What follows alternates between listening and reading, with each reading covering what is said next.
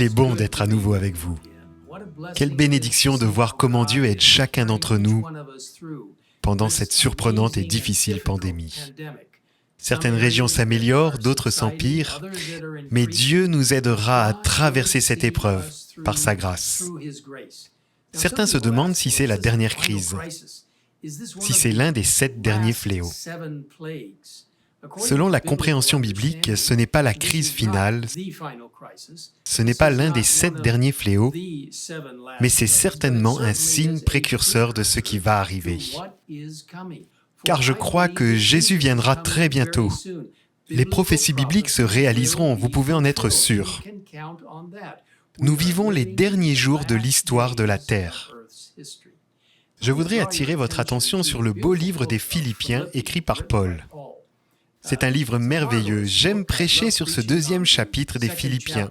Dans le premier, Paul partage quelques belles pensées, notamment au verset 21, où il dit « Pour moi, la vie, c'est le Christ. Quelle chance de vivre pour le Christ pendant cette pandémie et au-delà, alors que nous partageons la précieuse vérité de Dieu. » Et encore, toujours dans ce chapitre, au verset 27, il est dit ce qui suit. « Seulement conduisez-vous d'une manière digne de l'évangile du Christ, ainsi que je vienne vous voir ou que je sois absent, j'entendrai dire de vous, de vos activités, que vous tenez ferme dans le même esprit, se tenir ferme dans l'esprit de Dieu, combattant d'un même cœur, c'est-à-dire que Dieu veut que nous soyons ensemble dans les choses spirituelles, comprendre sa mission pour nos vies par la foi de l'Évangile. Quelle occasion de s'impliquer en tant que membre, d'être unis dans ce que Dieu veut que chacun d'entre nous fasse, en reconnaissant que le réveil et la réforme sont la base de notre possibilité de partager notre foi.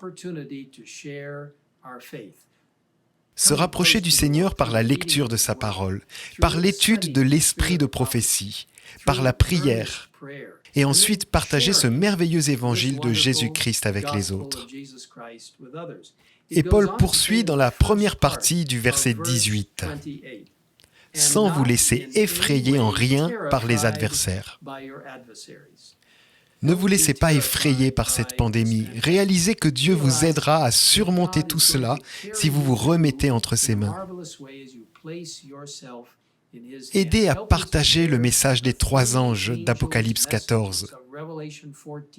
Aidez les gens à comprendre la droiture du Christ. Reconnaissez que le Seigneur vous guidera jusqu'à la fin des temps. Il a promis d'être avec nous jusqu'à la fin.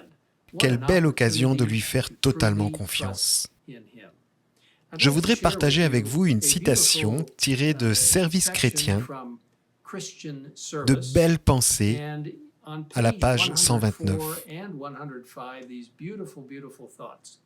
Il est dit « Le Christ pose pour que son portrait soit reproduit en chacun de ses disciples. Dieu les a destinés à être semblables à l'image de son Fils. » Dieu veut que chacun de nous soit semblable au Christ. Et comme nous l'avons lu au chapitre 2 des Philippiens, auquel j'ai fait référence précédemment, vous pouvez voir que si nous avons l'esprit du Christ, nous pouvons vraiment vivre comme le Christ par sa puissance.